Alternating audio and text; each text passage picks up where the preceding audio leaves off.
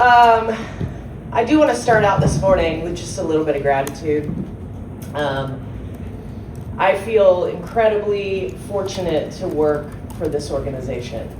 And that really starts with our ownership group, with Mel Raines, Kelly Crosskoff, and down the line. You walk around this building and everyone is so supportive and so excited about what is happening with the Fever. And you look down the hall with the Pacers organization and the outpouring of support that we get from Kevin and from Chad and Rick and Jenny and the players really showing up in an authentic way for us. And obviously we feel the same way and are super excited about the season ahead for them. But it's truly special. I've been in a lot of places and never experienced anything quite like this. So, this morning, while I woke up a little bit sad that we're, not in Phoenix, I'm certainly grateful to be in this organization, and I wouldn't want to be anywhere else. And really just part of this community. I mean, you've seen the outpouring of support, from our fans showing up every single night, no matter who's on the floor for us. The Colts down the road, I'm looking forward to attending my first Colts game on Sunday and cheering them on. I just really appreciate that support. But again, just coming in here today, feeling really grateful, excited for what the future holds for this franchise. But just again, really have a lot of appreciation for the people that come in here and do the work for us behind the scenes every day. It truly takes a village. And with the status of labor talks with so many free agents, with an expansion draft, do you have any idea what this offseason might even look like? And if you don't, how do you kind of go about so much unknown with the ones we're approaching? Well, I think we control the controllables. You start prepping for obviously the college season, for what's going on internationally, planning out our scouting, both domestically and internationally. We are talking to all the players today, obviously, focused on development plans for them, finding out what their needs are, how we can support them. So really just focus on what we can control, and as things roll out, we'll be ready to go. That's the biggest thing, plan as much as you can. Just the sheer volume of injuries you guys dealt with this season, how do you view that as bad luck? Is something you need to look into on structurally, like how did this happen? How do you view that as a leader of this franchise? Yeah, I think it's bad luck. Bad luck, which opened the door for a lot of opportunity. I think when you look at the people that we lost, and then the people who came in, I'm really grateful for every one of those players that we called mid-season at different points and picked up the phone and said yes. From Ari to Odyssey to Shay to Ariel to Bibby, just down the line. Each one of those players was excited to be a part of this and came in here. I was really reflecting on the flight home yesterday, going down the line at different moments for each of those players, the impact that they had at different points, and the big moments they had for us. So, I think it is just bad luck down the line, and we look forward to, hopefully that's our, we've hit our quota for several years. That's my hope in the grand scheme of this. Hi, Amber. Because of the injuries, it felt like you guys couldn't fully see the vision that you really worked hard to put together last offseason. So kind of with that in mind, and with the fact that there's free agents everywhere in mind going into this offseason, do you anticipate wanting to try and run back this group, or how much change do you feel like you get? How much change do you anticipate there might have to be, or do you like what this groups you were able to put together when everyone was healthy? Well, certainly disappointed that we didn't get to see more of the group that we put together playing together throughout the season. But no doubt there's something really special about this group. In my 15 seasons in the league, I've never experienced anything like this in terms of their connection. And that certainly, was a big part of getting us to, where we ended the season. There's just a lot of unknowns. I think when you look at our big three, I'm going to sound like a broken record from last year. The priority will be Kelsey Mitchell. and making sure she remains in a Fever jersey. Wow, I mean, what a season from her. She laid it out all on the line. I think I saw a stat yesterday, she's missed 5 games in 8 seasons. Obviously sad the way that, it ended for her in game 5, but just tremendous, and will continue to be a focal point as we head into free agency. But yeah, I mean, a lot of these players will be in our plans, but again, with so many unknowns, it's hard to really define that until we get some structure around what that's going to look like. Lou and then to Chloe. This side. Yeah. Can you take us through the process a little bit of how you responded quickly when somebody got hurt? Like, what did you do?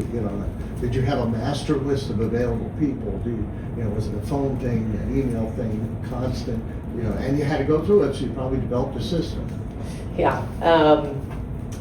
I think this is where the experience in the league pays off.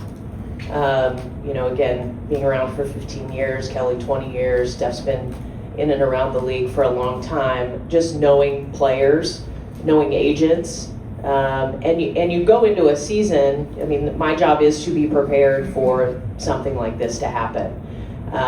So, for example, when we picked up the phone to call Odyssey was in Dallas the last 2 years there, so I have a relationship with her. I know her agent.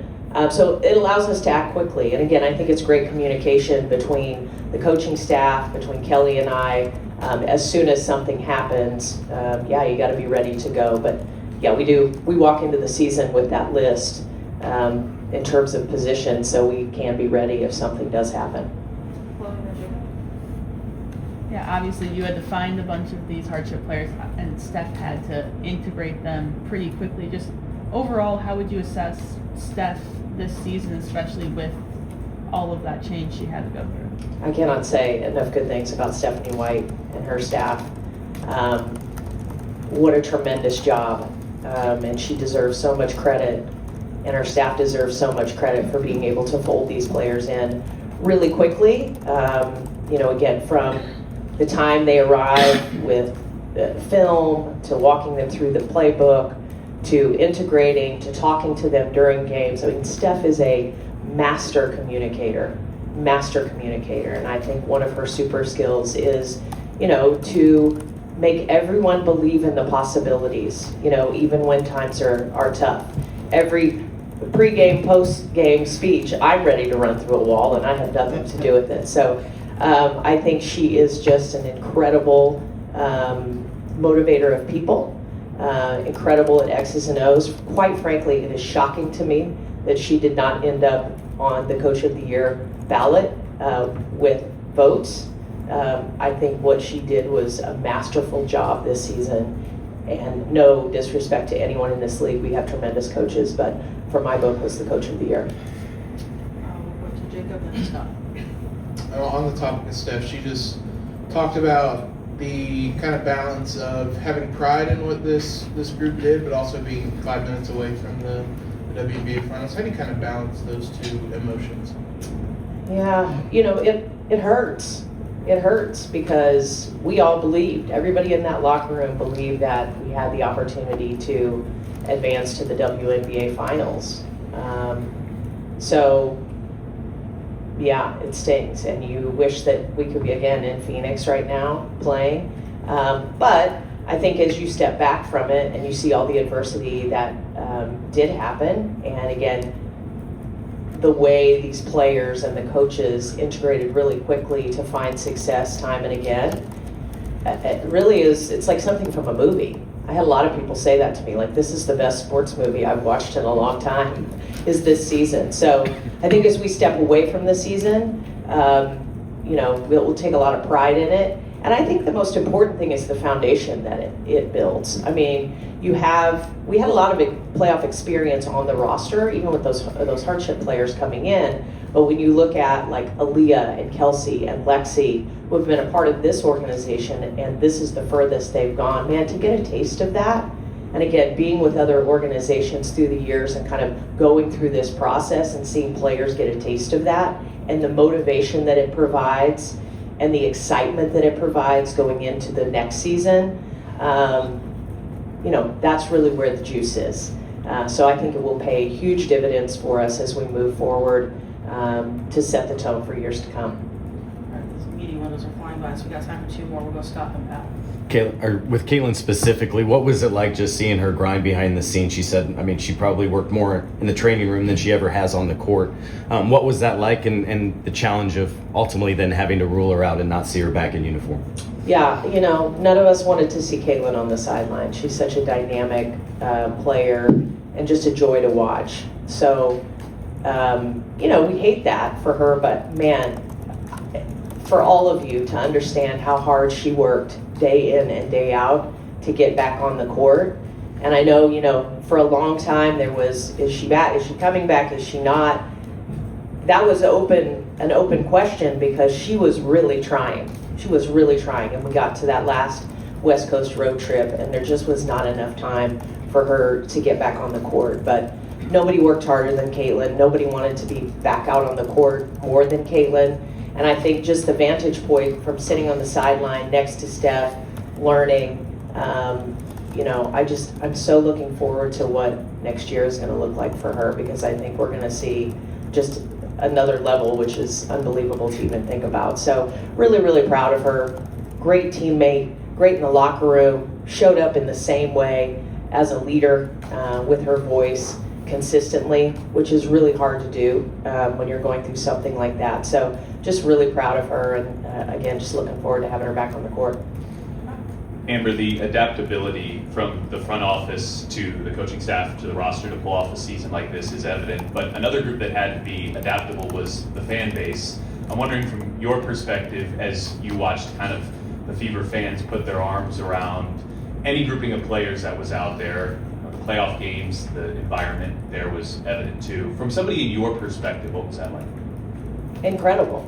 It did not matter who was on the floor. To walk out into this building night in and night out and see the stands filled to the rafters is just a testament to this fan base and how bought in they are to, this Fever organization. And for those of you that were on the road with us at different points or throughout the season, that's across the country. The fans just show up in droves for this team, and I think, again, just the adversity. I got so many messages over the last several days just talking about the inspiration of this group that it provides in everyday life. Just when you hit a valley, don't give up. Just keep coming back and persevering and working hard, and wrap your arms around the person next to you and do it together. I think is something that will live on for a long time, and you could feel it in the city. And I've had a lot of people say to me, this team made me feel like I've never felt before supporting a team. And, that is just really, really special. And I think translated in them showing up and tuning in no matter who was on the court and wearing that Fever uniform. Thank you, Amber. Thank you guys. Hey, I appreciate the coverage. I really do. Thank you.